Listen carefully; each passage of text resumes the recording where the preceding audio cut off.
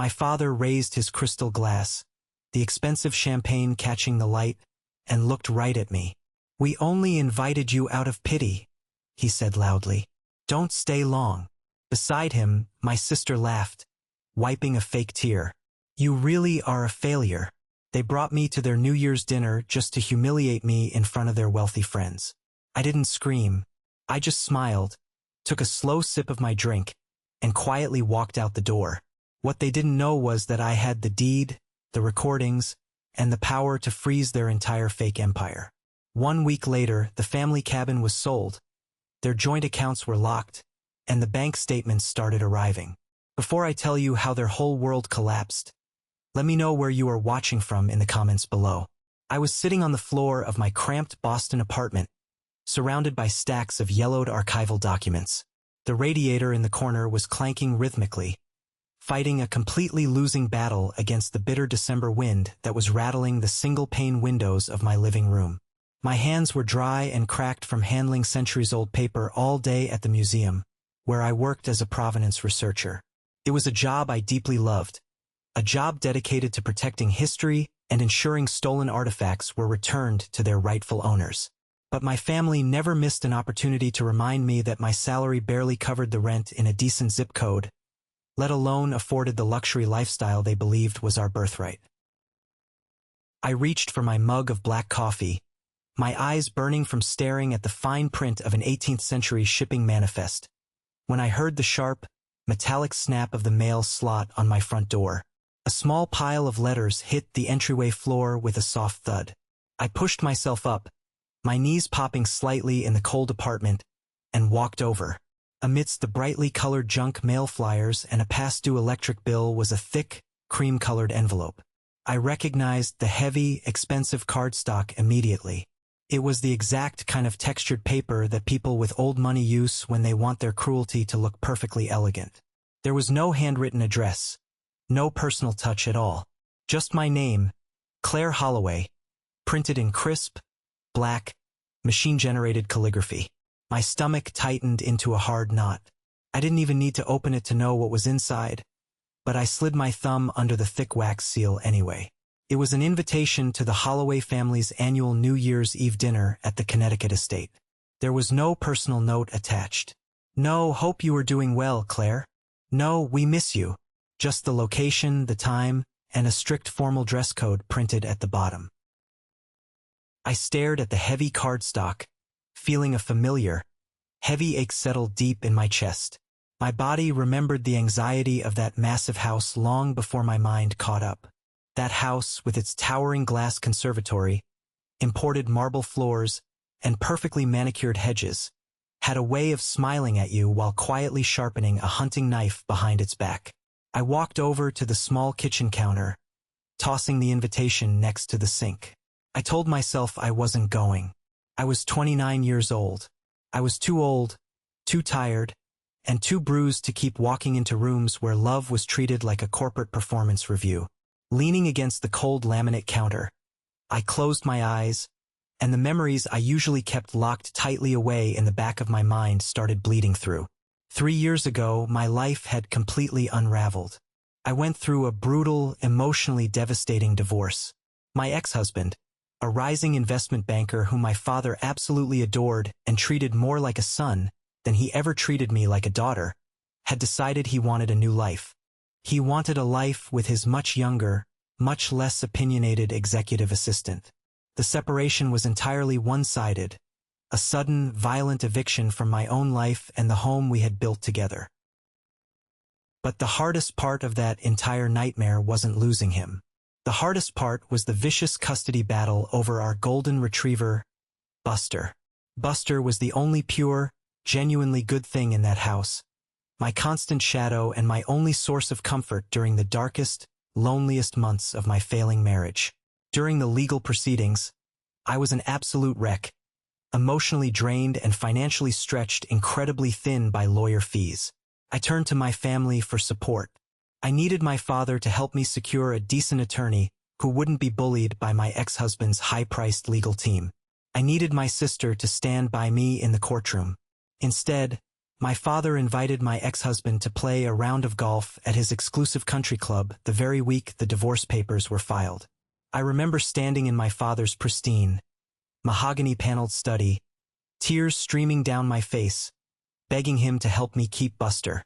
My father didn't even bother to look up from his glowing laptop screen. He just adjusted his gold Rolex watch, sighed heavily as if I were a massive inconvenience, and said, "Claire, be reasonable for once in your life. He has the large house with the fenced yard. You're moving into a tiny, depressing apartment. Don't be selfish. Besides, causing a massive legal scene over a dog makes the family look highly unstable to our investors." My own family sided with the man who broke my heart, simply because he looked better on paper and had a higher net worth. They let me lose my dog to protect their pristine social standing. The betrayal was a physical, heavy weight I carried every single day since. After that, I retreated completely. I moved to Boston, threw myself entirely into my museum research, and built a quiet, small, fiercely independent life where no one could ever hurt me again. The only person in that entire bloodline who had ever truly loved me without conditions, without requiring me to prove my worth, was my grandmother. She was the Holloway matriarch, a woman made of absolute iron and quiet grace, who saw right through my father's desperate obsession with wealth and my sister's hollow vanity. When she passed away 2 years ago, the funeral was a grand, theatrical production entirely staged by my father to impress his wealthy business associates and local politicians. I stood in the back row by myself, gripping my cheap black wool coat, crying silent, bitter tears for the only safe harbor I had ever known in this world. A week after the funeral, the estate lawyer called me into his high-rise office for the formal reading of the will. My father and sister were there, sitting on the leather couches, looking bored and highly expectant. They assumed they were getting absolutely everything. But my grandmother knew exactly who they were when no one else was watching. To my father, she left some standard liquid assets. To Vivian, she left her extensive collection of vintage jewelry. But the bulk of her true legacy, the sprawling, beautiful, deeply secluded property in Vermont, the rustic cabin by the lake where we had spent every single summer of my childhood, she left entirely to me. It was a massive inheritance, not just in financial value, but in deep emotional weight. My father was absolutely furious. The veins in his neck popped. He tried to aggressively contest the will right there in the office, claiming I wasn't financially responsible enough to manage such a large property on my meager museum salary. But the paperwork was absolutely ironclad. Over time, because I lived in Boston and the cabin was 4 hours away, and because I was simply too exhausted to fight their constant badgering, a silent, unspoken arrangement fell into place. I held the legal deed, but my father and sister basically took over using the property. They treated it like their own private, exclusive resort, completely ignoring the deeply inconvenient fact that my name was the only one on the legal documents. I opened my eyes, looking at the New Year's invitation sitting on my cheap counter. Why did they even bother to invite me? I knew the real answer. It wasn't because they missed me or wanted family unity. It was because the perfect Holloway family portrait looked incomplete without the struggling, eccentric daughter standing in the background to make everyone else look brighter and more successful by comparison. I gripped the edge of the counter tightly. A small, pathetic, deeply ingrained part of me still hoped. Maybe this time they just wanted a peaceful dinner. Maybe time and distance had finally softened them. Maybe I could just drive down, sit quietly in the back, eat my overpriced food, and go home without suffering a major emotional scratch. I walked into my small bedroom, pulled a simple, well-tailored black dress from the very back of my closet, and laid it carefully on the bed. I was going, but I promised myself as I zipped up the dress and pinned my hair back tightly against my scalp to look presentable, that I would absolutely not let them see me bleed this time. The drive down to Connecticut was long, dark, and bitterly cold. The heater in my 10-year-old Honda Civic struggled to keep the chill out as I drove down Interstate 84. By the time my tires finally crunched onto the long, sweeping, perfectly raked gravel driveway of the Holloway estate, the sky was a deep, bruised winter blue. The massive main house loomed in the distance like a fortress, but the real centerpiece of the night was the conservatory, a massive, custom-built glass and iron structure attached to the west wing. It was glowing brightly from the inside with soft, golden candlelight, looking exactly like a beautiful jewel box designed exclusively to make anyone standing on the outside feel utterly inadequate. I parked near the back, avoiding the line of luxury SUVs and imported sports cars, and walked up the stone steps. I handed my coat to a silent, white-gloved member of the catering staff at the heavy oak front door. The moment I stepped over the threshold into the conservatory, the air completely changed. The physical scent of the room hit me first, a heavy, intoxicating mix of expensive fresh pine garlands, roasted rosemary from the kitchen, melting beeswax candles, and the sharp, clean citrus of the dozens of potted orange trees lining the glass walls. It smelled exactly like generational wealth, and it smelled like 100 terrible childhood memories. There were about 20 or 30 people standing in the room. Business partners, local politicians, and wealthy socialites holding crystal flutes of imported champagne, their voices blending into a low, polished, highly practiced murmur. I stood near the entrance by a large fern for a brief second, closing my eyes and trying to steady my breathing before stepping into the line of fire. Then the invisible shift happened. It always did. The collective, subtle realization rippling through the room that the family outsider had finally arrived. My father, Richard Holloway, was standing near the massive, roaring stone fireplace. He held a heavy crystal tumbler of amber liquid, wearing a custom-tailored charcoal suit that fit perfectly over his rigid, commanding frame. He was holding court, telling a loud story to two younger men who were nodding with eager, desperate enthusiasm, hanging on to his every word. Beside him stood my younger sister, Vivian. She was draped in a backless cream silk designer gown, her blonde hair falling in perfect, effortless waves over her shoulders. She practically glowed with the arrogant, untouchable confidence of someone who has never once been told no in her entire life. Vivian spotted me first.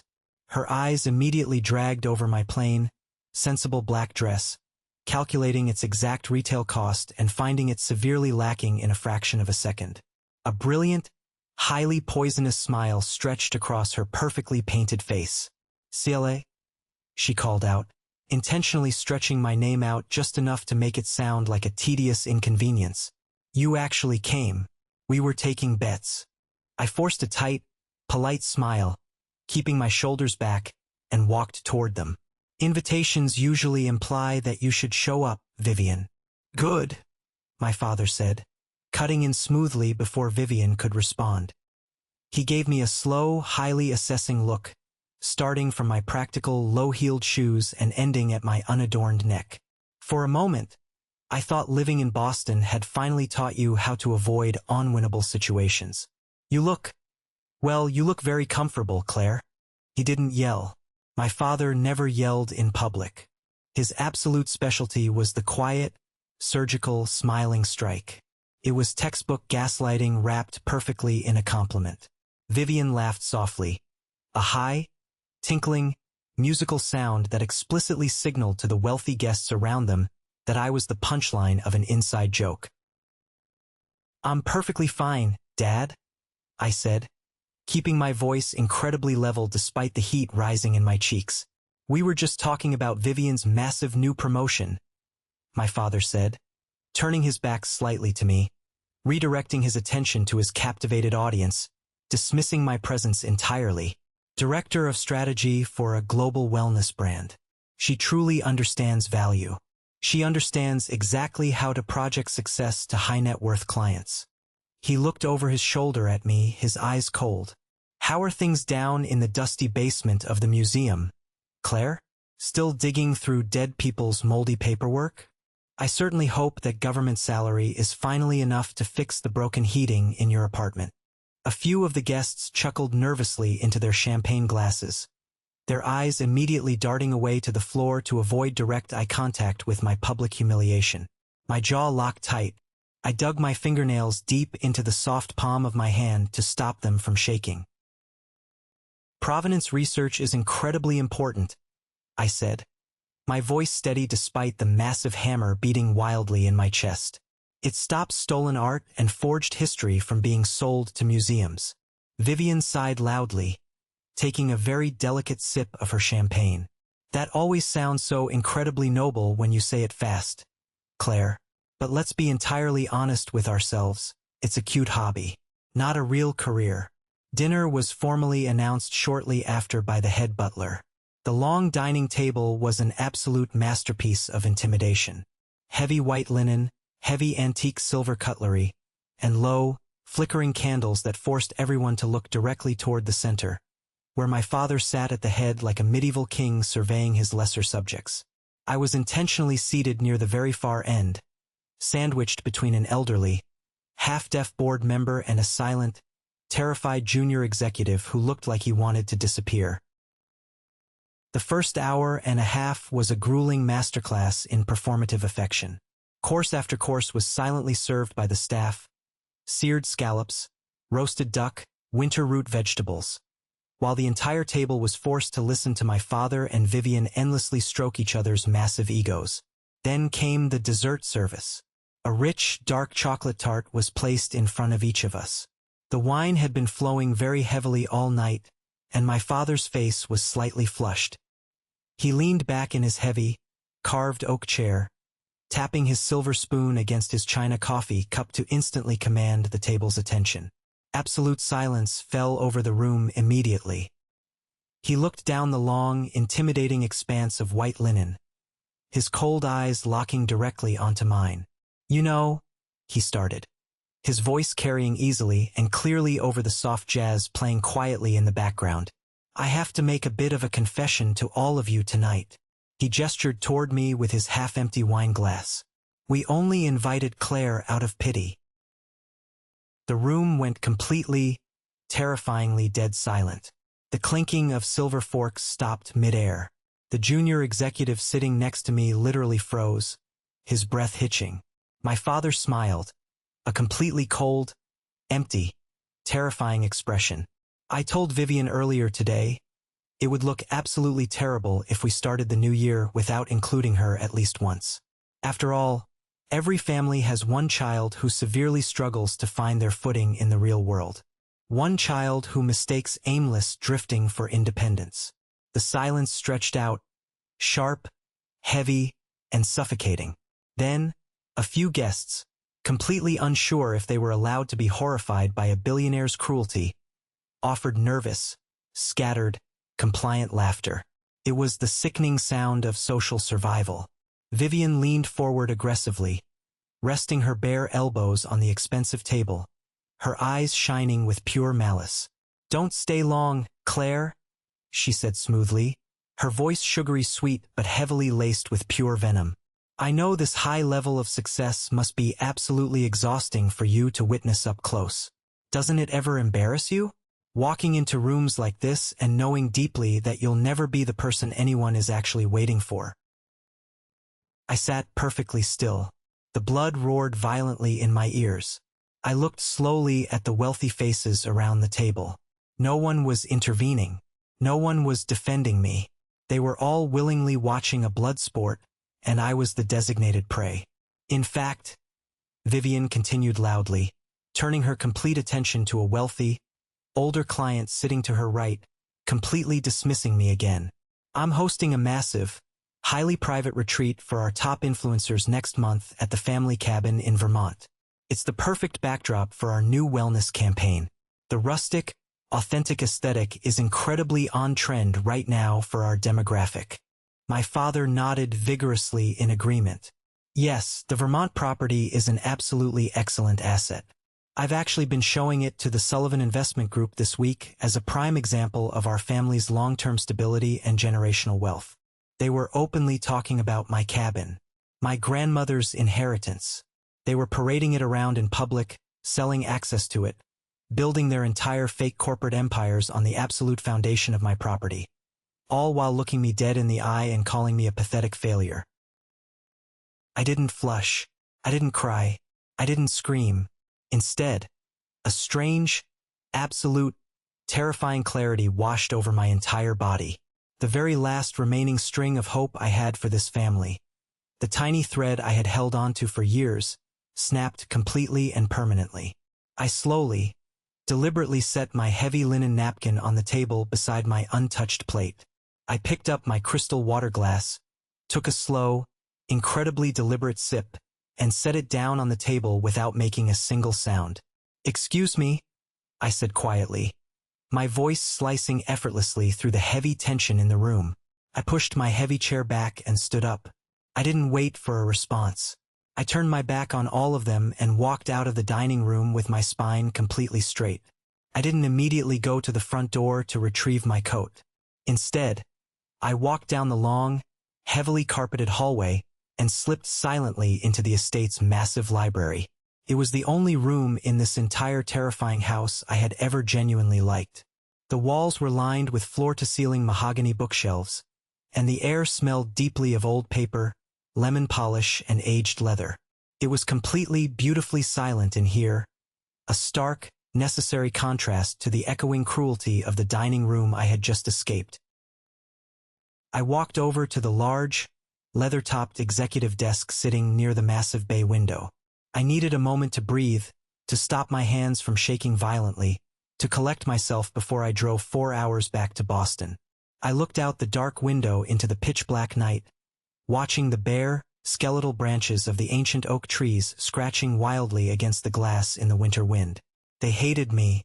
They truly, deeply, fundamentally hated me. But they loved what I legally owned. I leaned heavily against the edge of the desk, resting my cold hands on the smooth leather surface. As I did, my fingers brushed against a thick, open manila folder sitting right next to a brass lamp. My father was incredibly meticulous about his business, but he was also incredibly arrogant. He never bothered to lock his office or put away his papers during parties because he assumed absolutely no one would ever dare enter his personal sanctuary. I looked down. The top document immediately caught my eye. It had the bold, official letterhead of a major commercial banking institution.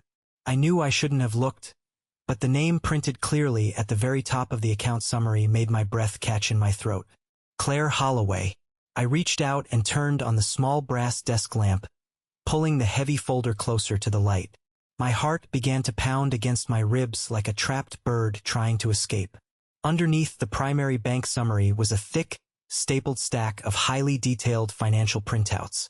I started flipping through them quickly, my eyes desperately scanning the rows of numbers and the dense legal jargon. It took me a few minutes to fully piece it together, but when the horrific reality of what I was looking at finally clicked into place in my brain, a massive wave of cold nausea washed over me, making my knees physically weak. Because the massive cabin in Vermont was legally completely in my name, my father and Vivian had aggressively convinced me years ago to open a joint convenience bank account to easily handle the property taxes, the utility bills, and basic maintenance costs. They told me it was just for logistics, so they didn't have to bother me every time a pipe burst. I signed the paperwork at the time, handed them the debit cards, and never looked at the statements again. I foolishly trusted my own blood to pay for what they used. But they hadn't just paid the electric bill. I looked in utter horror at the credit card statements linked directly to that primary convenience account.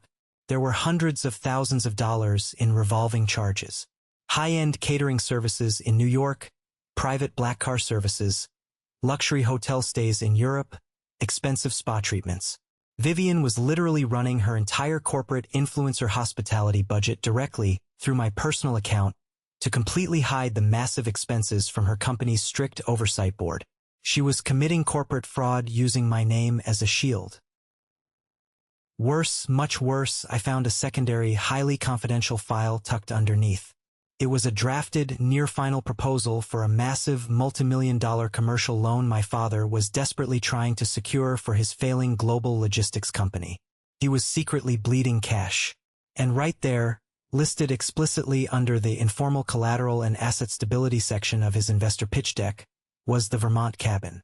He was actively using the perceived ownership of my property to project massive financial solvency to his skeptical investors. He was building a massive, fragile house of cards on land he did not legally own. There was even a legally binding document detailing a massive college fund for my cousin's kids that my father had publicly promised to pay for to look like a hero, which was completely routed through complex lines of credit heavily secured by the equity of the cabin. I gripped the heavy edge of the desk so hard my knuckles turned completely white and ached. They weren't just using the house for weekend vacations. They were actively, aggressively financially parasitizing me. They were using my clean credit history, my legal ownership, and my quiet, traumatized compliance to fully fund their extravagant, highly fraudulent lives. And then they had the absolute, unbelievable nerve to invite me to a formal dinner just to call me a pathetic charity case in front of their friends. The deep, heavy sadness I had carried for years evaporated in a single, blinding second. It wasn't replaced by explosive, screaming anger. It was replaced by something much more dangerous. Absolute, freezing, terrifying focus. I pulled my cell phone out of my small evening bag and aggressively dialed a number I knew by heart. It rang twice before he answered. "Daniel," I said, my voice completely flat and barely above a whisper. Daniel Mercer was my closest friend from grad school and currently one of the most ruthless, brilliant estate and financial attorneys operating in New York City. "Claire?" He sounded highly surprised. "It's New Year's Eve. Aren't you currently suffering at the Snake Pit in Connecticut?" "I am," I said, staring fiercely at the fraudulent financial documents spread across the desk. "Daniel, I need you to listen to me very carefully right now. You remember the Vermont property? And the joint convenience accounts?" "Of course I do. The ones I practically begged you to close 3 years ago. I want to sell the cabin, immediately, and I want to sever every single financial tie to those accounts. I want them locked, right now." There was a brief, heavy pause on the line. Daniel didn't ask if I was sure. He didn't ask if I was being overly emotional. He heard the absolute dead calm in my voice and shifted instantly into aggressive lawyer mode. "If we move extremely fast, we can initiate a total financial lockdown," Daniel said, the rapid clicking of his keyboard immediately starting in the background. "I have a buyer, Eleanor Price. She's a reclusive author who has been looking for a private estate in that exact area for months. She pays in hard cash and she wants absolute discretion. But Claire, listen to me. If you close those active accounts abruptly tonight, any pending luxury charges they have floating out there are going to bounce incredibly hard. It will trigger a massive, immediate financial shockwave across their entire operation." "That is exactly what I want to happen," I said, staring directly at my father's arrogant signature on the highly fraudulent pitch deck. "I don't want to just cut them off gently. I want the entire ground to fall out from under them." "Give me the verbal authorization to execute," Daniel said. "Do it. Activate the blind trust. Lock it all down. Done. Happy New Year, Claire. Give them hell." I hung up the phone. I looked at the documents one last time, carefully making sure they were placed exactly as I had found them so he wouldn't suspect a thing, and turned off the desk lamp. I stood in the dark library for a moment. My hands were no longer shaking at all.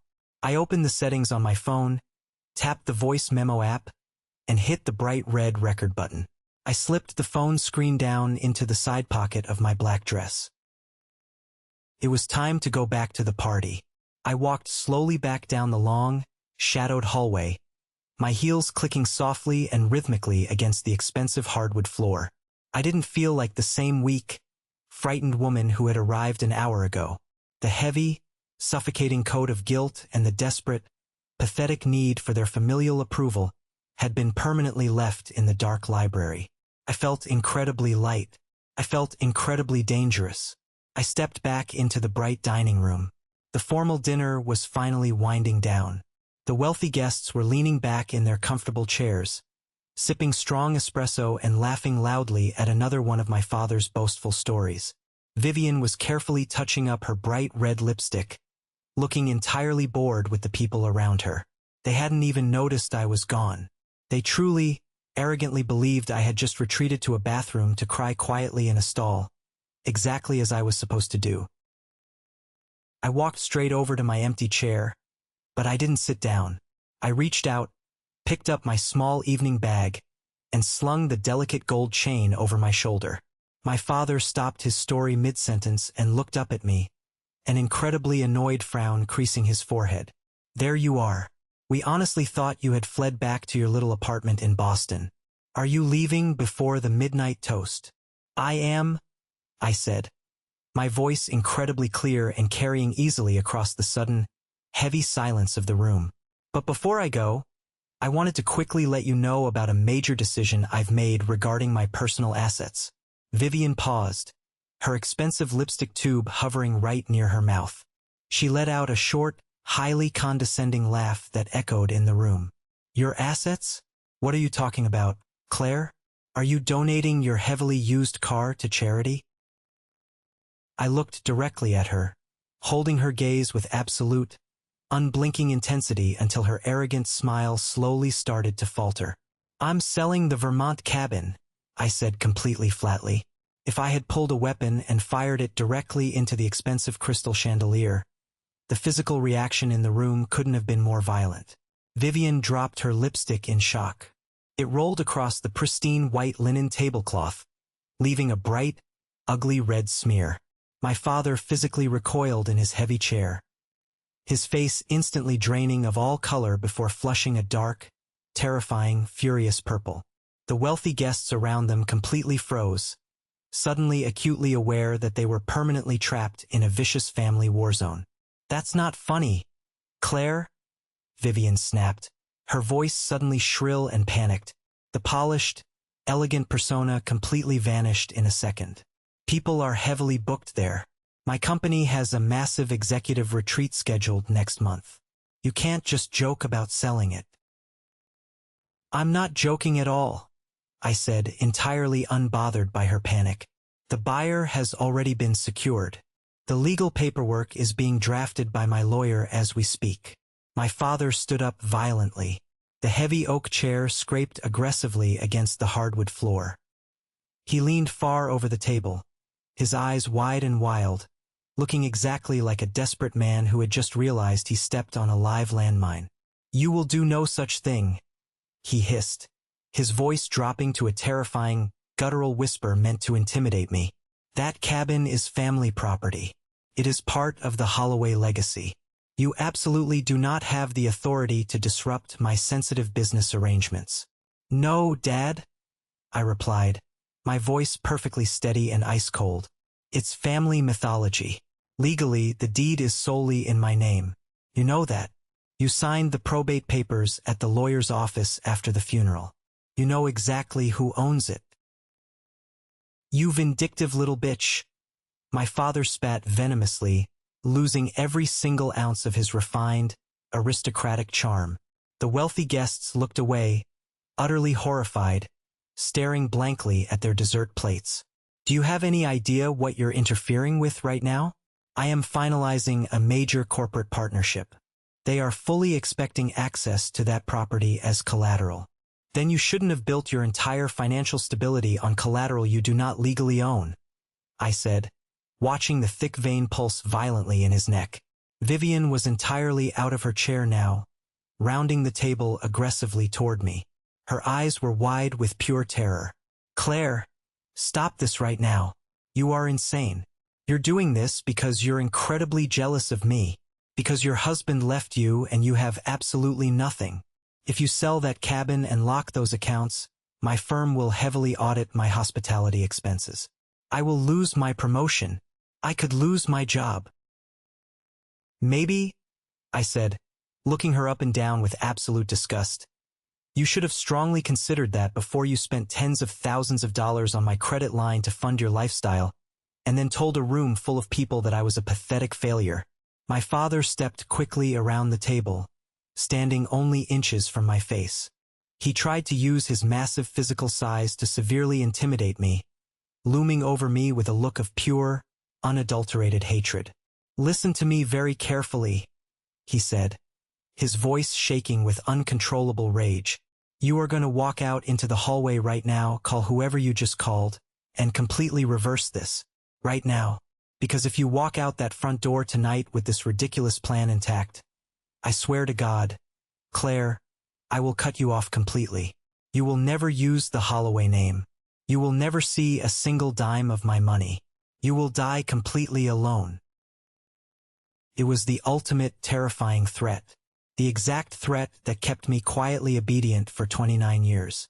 The profound fear of total abandonment. But looking at him right now, seeing the raw desperation and the ugly, greedy truth sweating profusely out of his pores, I felt absolutely nothing but profound disgust. I smiled.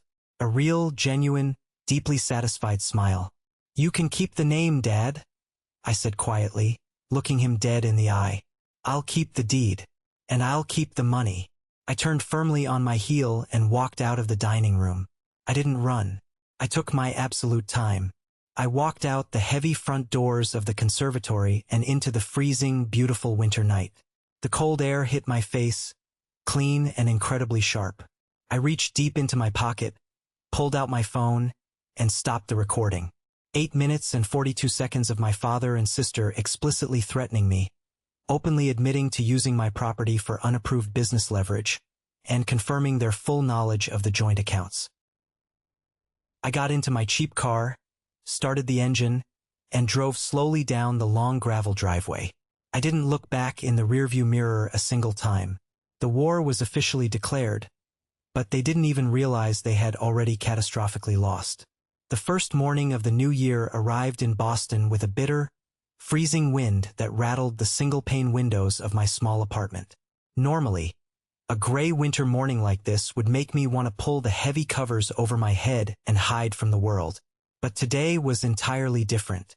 For the first time in 29 years, I did not wake up with a heavy, sinking feeling in my chest. I did not wake up wondering what my family thought of me, or worrying if I was going to be the target of another passive-aggressive joke.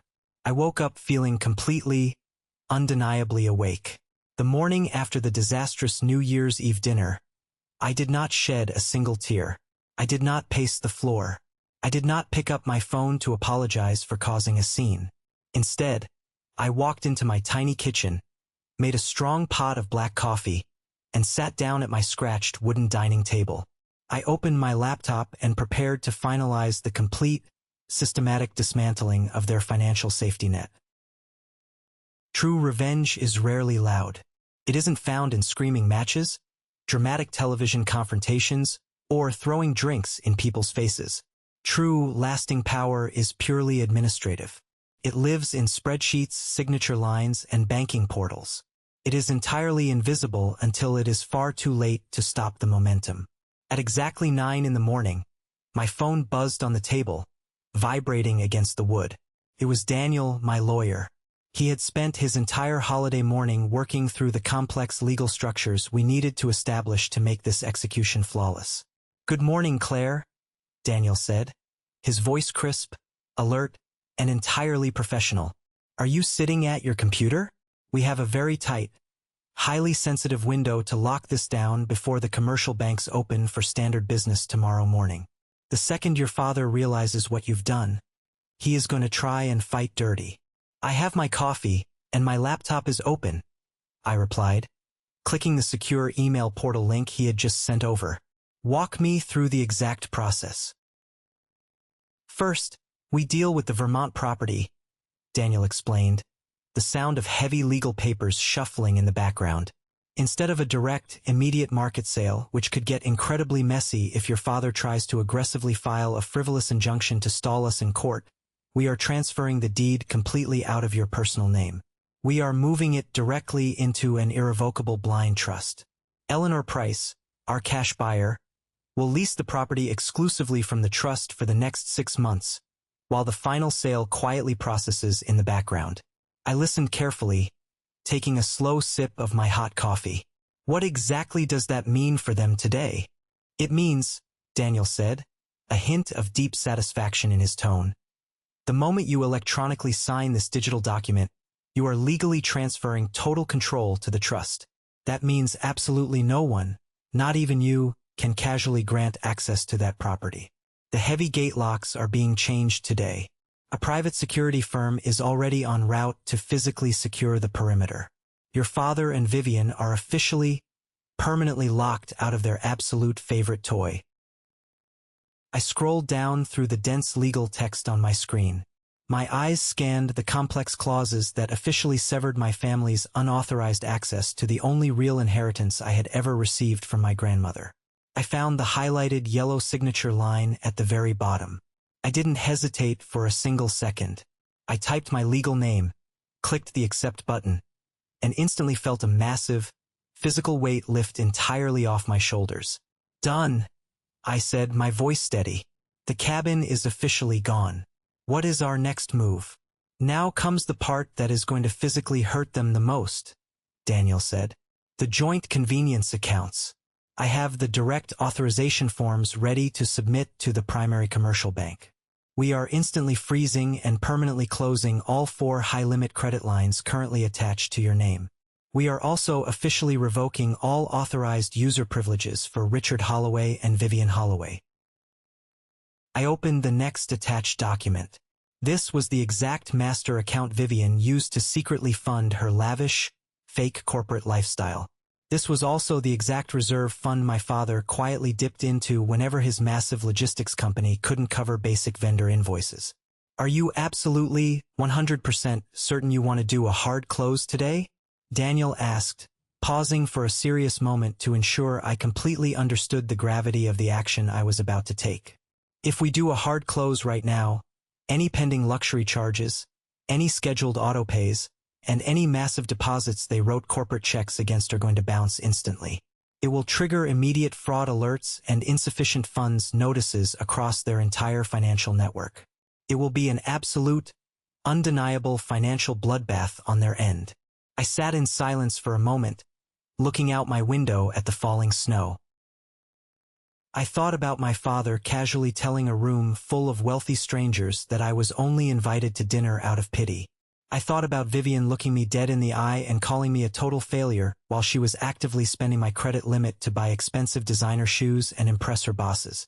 I thought about how they both completely abandoned me during my brutal divorce, actively siding with the man who tore my life apart. I thought about how they forced me to lose custody of my dog just to protect their fragile, pristine social image. They never gave me a single warning when they broke my heart. I was absolutely not going to give them a warning when I broke their wallets. Execute the hard close, Daniel, I said, my voice completely cold and unwavering. Shut off every single platinum card. Cancel every single autopay. Drain the reserve line back to 0 and lock the primary routing number. I want the financial umbilical cord completely, permanently severed. Executing right now, Daniel confirmed, the rapid clicking of his keyboard echoing over the phone line. I sat back in my wooden chair and watched the automated digital confirmation receipts flood into my email inbox one by one. Account closed. Access officially revoked. Card permanently terminated. Line of credit frozen. It took exactly 14 minutes to completely undo a decade of hidden financial parasitism. I didn't steal a single dime from my family. I didn't do anything even remotely illegal. I simply packed up the invisible financial scaffolding that had been quietly holding up their fake, glamorous lives and walked away. I closed my laptop, walked over to my living room window, and pressed my hand against the cold glass. I knew exactly what was coming.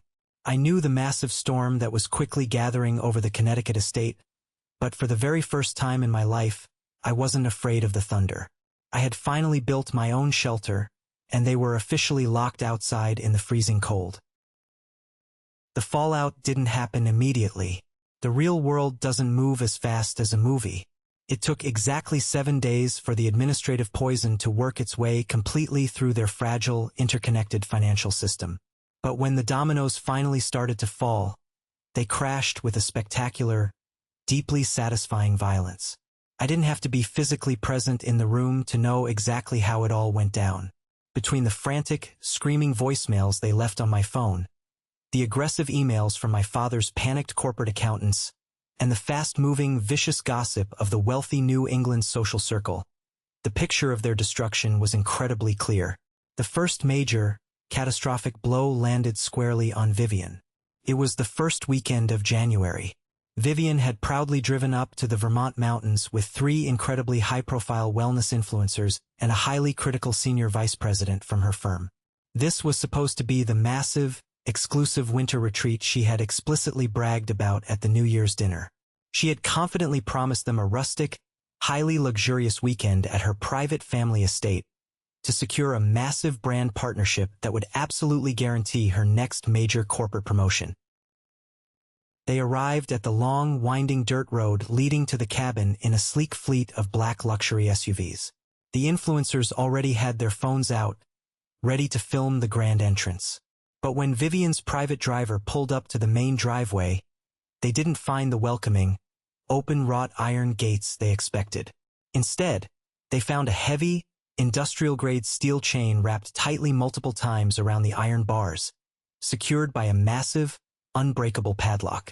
Nailed directly to the center of the beautiful wooden gate was a bright, neon orange legal notice. It read in bold black letters, "No trespassing. Private property. Asset of the Blind Trust. All violators will be prosecuted." According to the incredibly panicked, hyperventilating voicemails Vivian left on my phone that afternoon, she had completely lost her mind in front of her important clients. She jumped out of the warm SUV in the freezing snow wearing her expensive designer boots, frantically pulling and screaming at the heavy steel chain. She absolutely humiliated herself in front of the senior vice president of her firm. She desperately tried to call the local estate caretaker on her cell phone, aggressively demanding he open the gate immediately, only to be coldly told that his employment contract had been permanently terminated by a Boston law firm days ago. Desperate to save face and stop the expensive retreat from completely falling apart, Vivian quickly pivoted her strategy. She loudly announced to her guests that there was simply a minor clerical error with the estate manager and immediately redirected the entire group to a famous, five-star luxury ski lodge in the nearby resort town. She confidently marched up to the mahogany front desk, booked 4 of their most expensive premium suites, and casually handed the concierge her shiny corporate expense card, the exact card that was directly linked to my now-closed convenience account. The concierge smiled politely and swiped the card. The machine beeped a harsh red. It declined. He politely apologized and tried to swipe it again. Declined. Code. Account permanently closed. Vivian was standing in the busy, crowded lobby of a luxury hotel, surrounded by incredibly wealthy influencers and her direct boss, completely unable to pay for the rooms she had just loudly promised them. She scrambled through her designer purse to use her personal credit cards. But because she spent every single dime of her salary maintaining her fake, glamorous lifestyle, she didn't have the massive available credit limit required to cover a sudden, unexpected $15,000 luxury hotel bill. The highly anticipated retreat was instantly canceled. The influencers were absolutely furious and immediately posted about the highly disorganized disaster to their millions of followers, tagging Vivian's company. Worse, the senior vice president instantly realized that Vivian had been blatantly lying about owning the family property.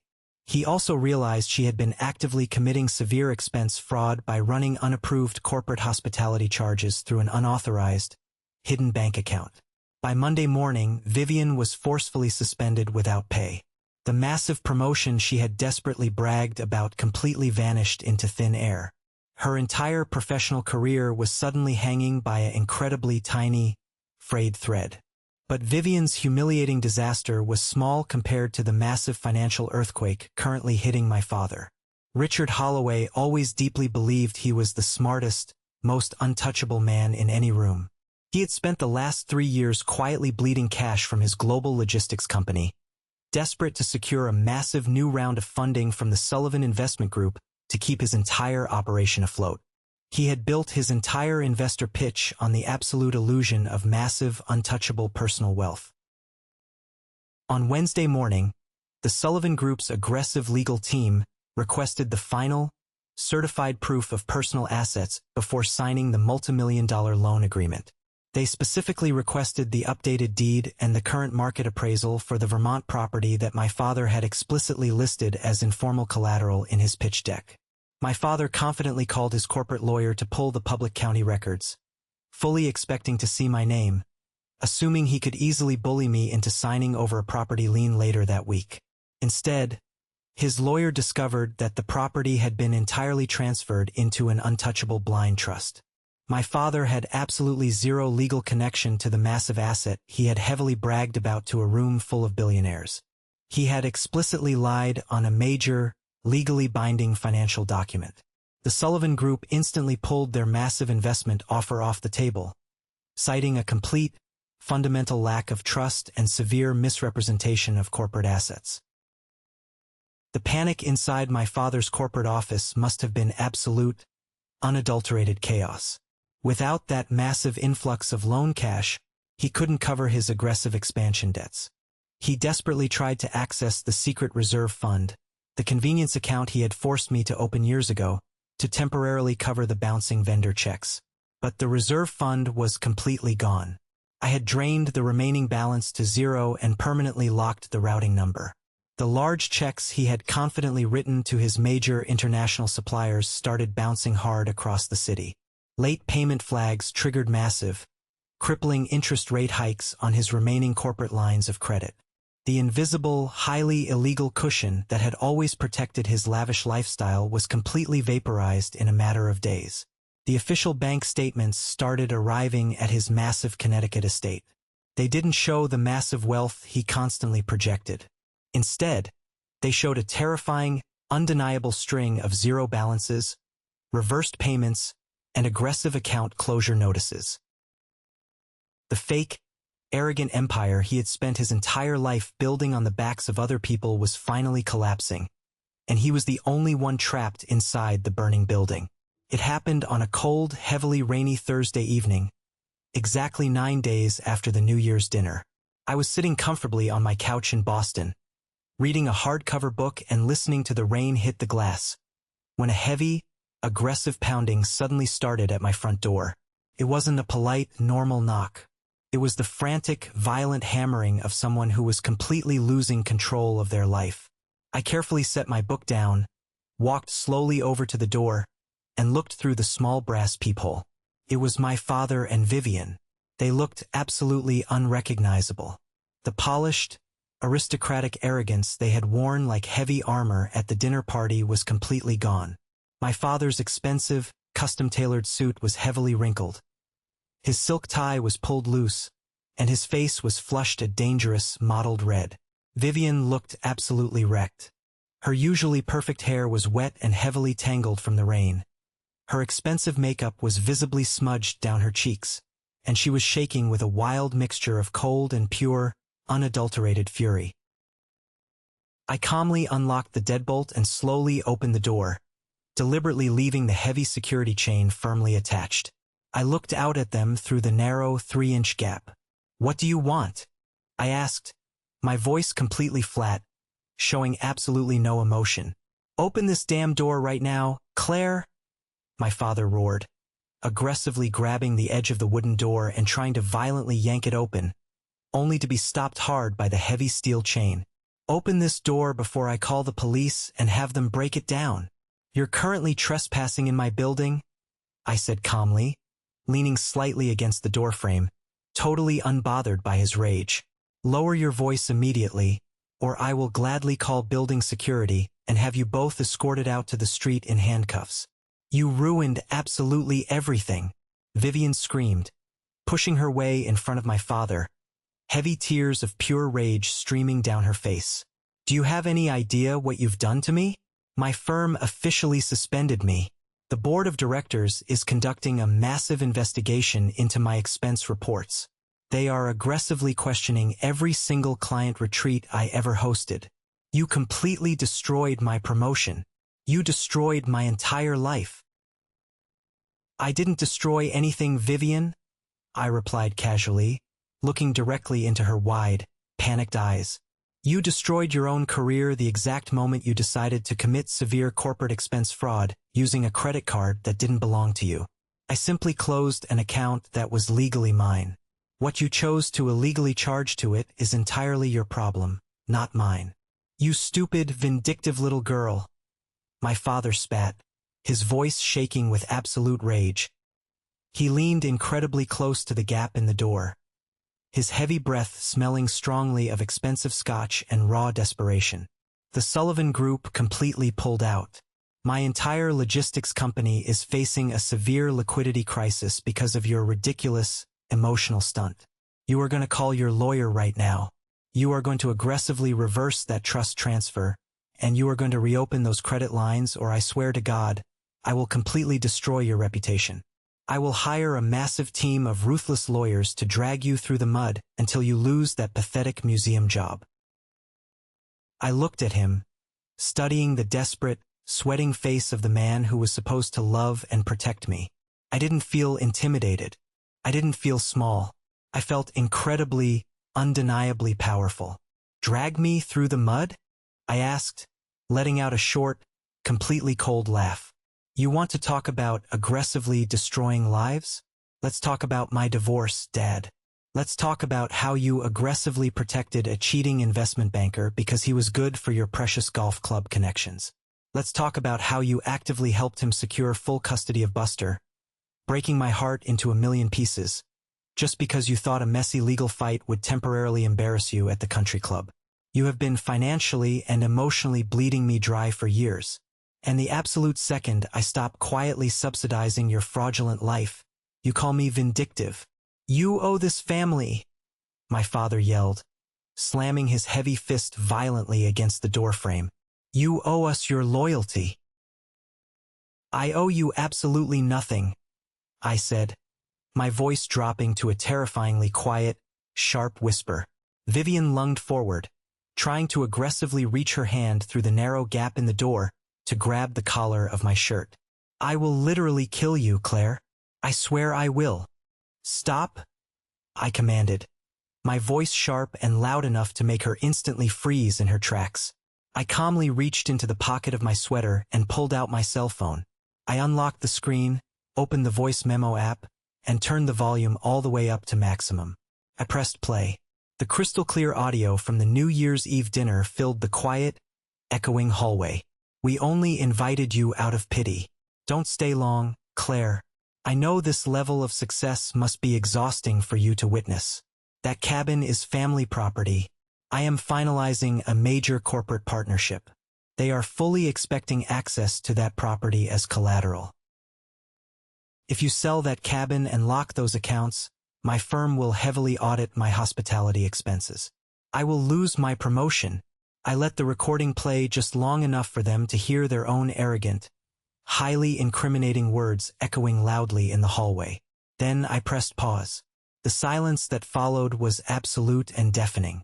All the explosive anger completely drained out of my father's flushed face, instantly replaced by stark, paralyzing, wide-eyed terror.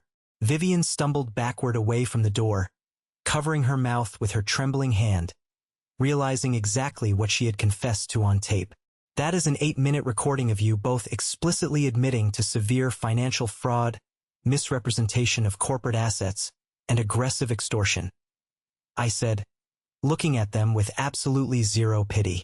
I have already sent secure digital copies to Daniel, and I have backed it up to 3 separate encrypted cloud servers. My father opened his mouth to speak, to try and bargain, but no words came out. He looked exactly like a deflated balloon. Here is exactly what is going to happen now, I said, firmly dictating the absolute terms of their surrender. You are going to turn around, walk out of this building, and drive back to Connecticut. You are going to clean up your own massive financial messes without ever using my name again. Because if you ever threaten me again, if you ever send a lawyer my way, or if you ever try to contact me for the rest of your miserable lives, this highly explicit audio file will instantly be on the desk of the IRS Fraud Division, the Sullivan Investment Group, and the strict board of directors at Vivian's firm. Do you completely understand me? They stared at me, completely and utterly broken. The massive, intimidating Holloway empire had been completely brought to its knees by the daughter they firmly thought was a failure. My father swallowed hard, his heavy shoulders slumping in total, undeniable defeat. He didn't say a single word. He just slowly turned around and walked heavily down the hallway toward the elevator. Vivian lingered for a second, looking at me with a wild mixture of pure hatred and absolute, genuine fear, before turning and running after him into the shadows. I watched them step into the elevator together, the metal doors sliding shut to completely hide their ruined faces. I reached up, removed the heavy steel chain, and quietly closed my front door, locking the deadbolt with a satisfying, permanent click. Several months have slowly passed since that highly dramatic, rainy night in Boston. The transition wasn't an explosive movie ending with fireworks. It was a slow, quiet, peaceful settling of reality. I read the financial news occasionally, just to keep an eye on the massive ripples I caused in their world. My father's massive global logistics company didn't go completely bankrupt, but the severe liquidity crisis aggressively forced his hand. He had to quickly sell off 40% of his heavily guarded personal shares to a rival private equity firm just to cover his massive debts and keep the doors open. He was no longer the undisputed king of his own corporate boardroom. He was just another stressed, aging executive desperately answering to angry shareholders. His massive Connecticut estate, the site of the dinner party, was quietly listed for sale last month. As for Vivian, she incredibly didn't get fired, but the damage to her professional reputation was absolute and permanent. The firm's strict internal audit uncovered years of highly questionable hospitality expenses. She was permanently stripped of her corporate card, formally demoted from her management track, and heavily reassigned to a low-level desk job analyzing market data in a windowless office. The massive promotion she had desperately bragged about went directly to a younger, much more competent woman. The glamorous, influencer-heavy lifestyle she had built entirely using my credit line completely evaporated overnight. I haven't spoken a single word to either of them since I closed my apartment door that night. I didn't officially block their phone numbers. I simply stopped answering, letting their occasional, pathetic, desperate voicemails echo quietly into the void until they eventually gave up completely. Right now, I am sitting in my small, quiet apartment in Boston. The radiator in the corner is still clanking slightly, but it really doesn't bother me anymore. I have a warm cup of chamomile tea in my hands, and the early spring sunlight is finally streaming brightly through my windows, warming the floorboards. I honestly thought that cutting off my own bloodline would eventually leave me feeling incredibly empty or deeply guilty.